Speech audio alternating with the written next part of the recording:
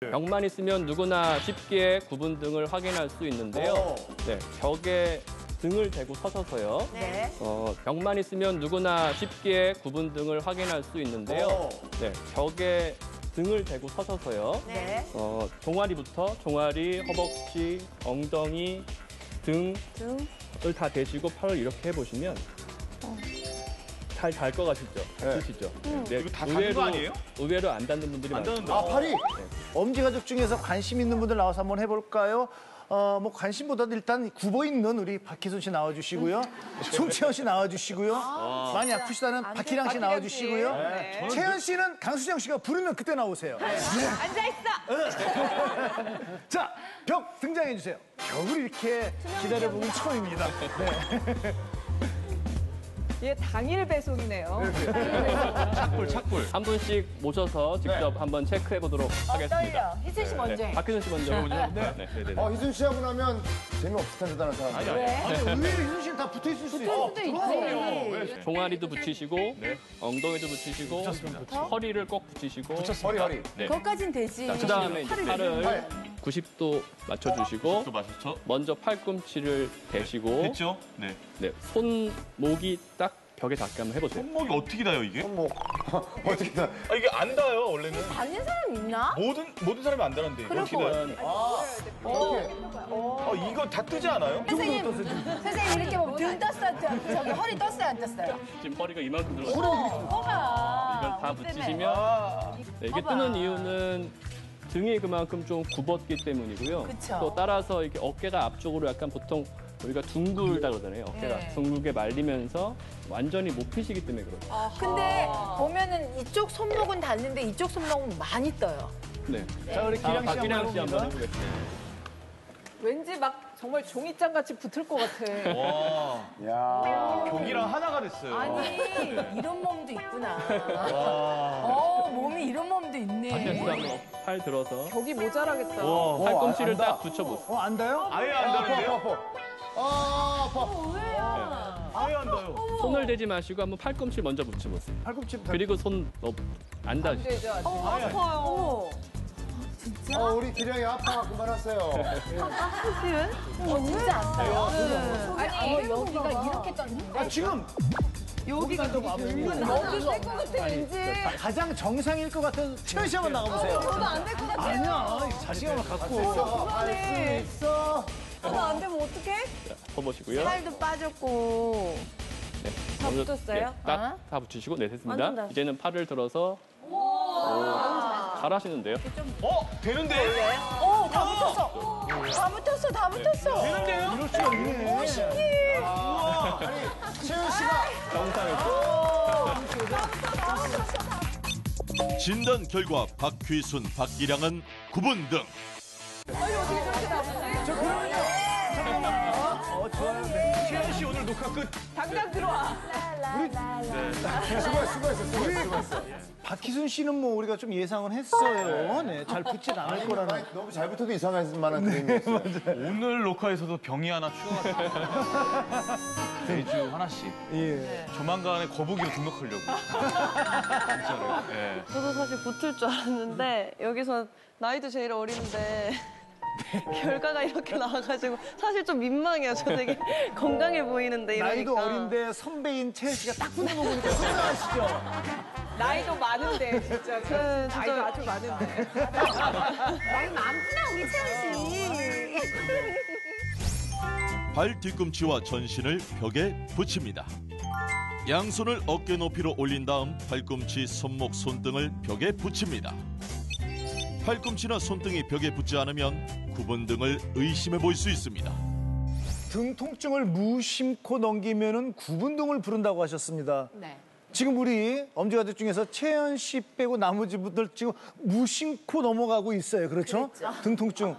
구분등이 돼도 그것도 겁이 났는데 유홍석 선생님, 등 통증을 방치하면은 만성질환 위험이 높아진다고 하셨는데 저는 좀 이해가 안 되는 게 등 통증하고 만성질환하고 어떤 연관이 있습니까? 등뼈가 이게 틀어지고 그 틀어진 등뼈는 우리 몸의 그 신경을 압박을 해서 고혈압, 심장질환, 당뇨병과 같은 고혈압, 심장질환, 당뇨병과 같은 만성질환을 일으키거나 악화시킬 수 있기 때문입니다. 네.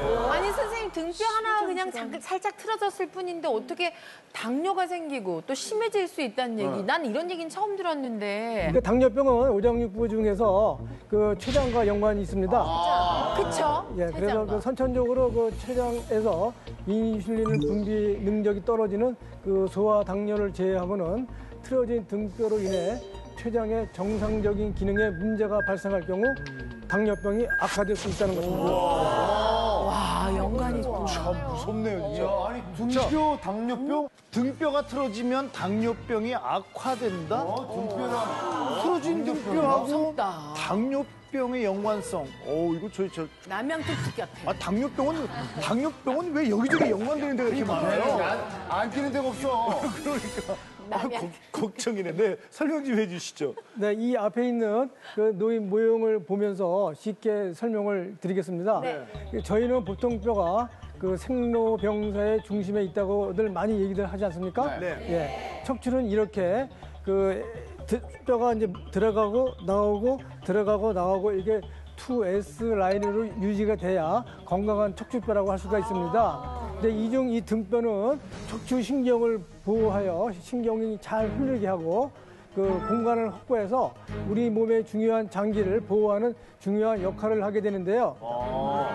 자, 그렇다면 이렇게 틀어진 등뼈가 신경을 눌러가지고 당뇨병에 영향을 주는 건가요? 우리가 일반적으로 디스크가 이렇게 압박을 해서 눌려 나와서 이 신경을 압박을 하는데 이 눌린 신경이 다리 쪽으로 내려가면 무슨 병이 되죠? 디스크. 이제 허리 디스크라고 알고 계시죠? 네. 또 이 신경이 목 쪽에서 눌렸으면 목 디스크가 되겠죠? 췌장으로 가는 신경이 눌리게 되면 이쪽에 그 신경이 해야 되는 그 혈류 공급량이 떨어지게 되면 그 췌장의 움직임이 저하되겠죠? 저하가 되면 자연스럽게 인슐린의 분비량이 적어지면서 그 당뇨가 시작된다는 겁니다.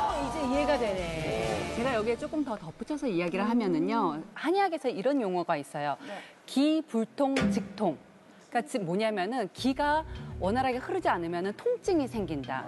여기서 얘기하는 이 기는요, 사실 한의학적으로 눈으로 보이지는 않아요. 근데 현대의학으로 얘기할 때는 신경의 흐름이라고 볼 수가 있거든요. 즉 뭐냐면 신경계의 정기적인 신호와 신경 전달 물질로 볼 수가 있습니다. 그래서 이 등뼈가 틀어지게 되면은 결과적으로 그쪽으로 가는 신경이 압박이 되고 그쪽으로 영양 공급이 제대로 안 되기 때문에 만성적으로 봤을 때는 지속적으로 봤을 때는 만성 질환의 노출이 높다라는 거죠. 자, 그렇다면 유영수 선생님, 등뼈와 우리 몸의 중요한 대부분의 장기가 좀 밀접하게 연관이 돼 있다고 생각해도 되는 건가요? 그 360개의 혈자리 중에서 오장육부를 다스리는 중요한 혈자리가 등에 많이 있습니다. 그럼 선생님 예. 메모할 준비 다 됐습니다. 자 등뼈하고 각 장기하고 연관성이 어떻게 되는지를 좀 알려주세요. 네, 자, 이제 화면을 이제 보시겠어요? 네. 크게 우리의 등을 3등분해서 본다고 가정했을 때 등의 이제 위쪽에 있는 부분은 주로 우리가 질병으로 말씀드릴 것 같으면 고혈압이나 심장질환과 관계가 있고요.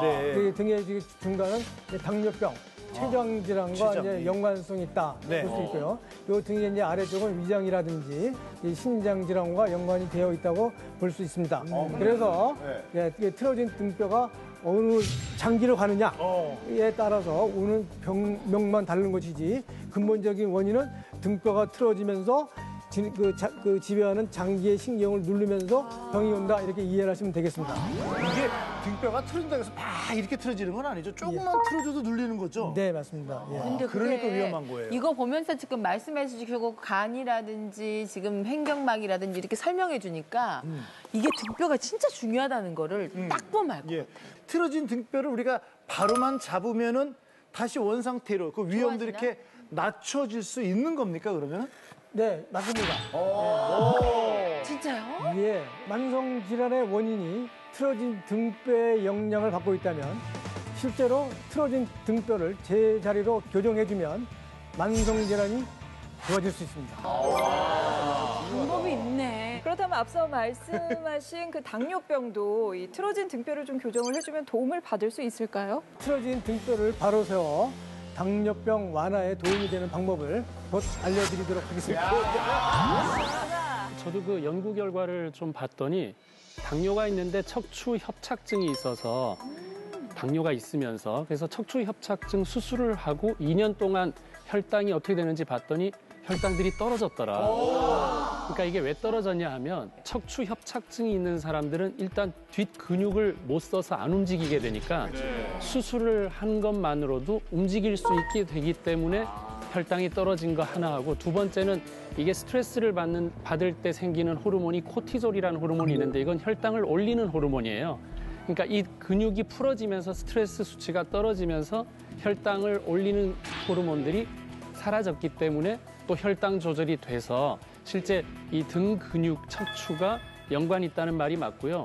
사실은 저거 이제 의학적으로는 우리가 디스크가 튀어나오려고 만약에 한다면 주변의 등 근육들이 그걸 안 나오게 하기 위해서 굳어버려요. 그러면 그 굳어서 실제 췌장으로 가는 신경은 뒤에서 나오거든요. 그러니까 그 신경 주변 혈관까지도 다 눌러버리고 있으면 췌장으로 가야 될 신경이 옳게 전달이 되고 있지 않았기 때문에 이 뒤에서만 해결해줘도 제대로 된 신경이 가서 췌장이 원래 기능을 할 수 있다. 그래서 등 근육이 원활하다는 얘기는 심장과 폐의 기능까지도 좋아지게 할 수 있기 때문에 등 근육을 푸는 게 정말 핵심이 아닐까 그런 생각이 듭니다.